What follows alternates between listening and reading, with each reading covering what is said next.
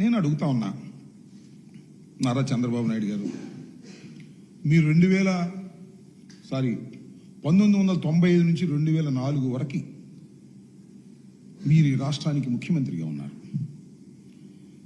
ఈ రాష్ట్రానికి ముఖ్యమంత్రిగా ఉండటమే కాదు, కేంద్రంలో చక్రం కూడా తిప్పారు. మీరు కేంద్ర ప్రభుత్వంతో సత్సంబంధాలు కలిగి ఉన్నారు. ఎందుకు మీరు జీవనాడి అయినటువంటి పోలవరాన్ని గురించి ఎందుకు మీరు ఆలోచన చేయలేదు? మళ్ళా తిరిగి రాజశేఖర రెడ్డి గారు వచ్చిన తర్వాత మాత్రమే రాజశేఖర రెడ్డి గారు ఆలోచన చేయాల్సిన పరిస్థితి ఎందుకు వచ్చింది? నీకు నిజంగా రాష్ట్రం మీద ప్రేమ ఉన్నా, నిజంగా నీటి మీద ప్రేమ ఉన్నా, వ్యవసాయం మీద ప్రేమ ఉన్నా, గోదావరి నది సముద్రంలో కలిసిపోతున్నా మీరు చూస్తూ ఎందుకున్నారు?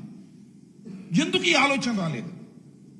2014లో మీరు ఓటమి పాలై డాక్టర్ రాజశేఖర రెడ్డి గారు ముఖ్యమంత్రి అయిన తరువాత మాత్రమే ఎందుకు పోలవరాన్ని రాజశేఖర రెడ్డి గారు తీసుకొచ్చేటటువంటి అవకాశం మీకు ఇచ్చారు?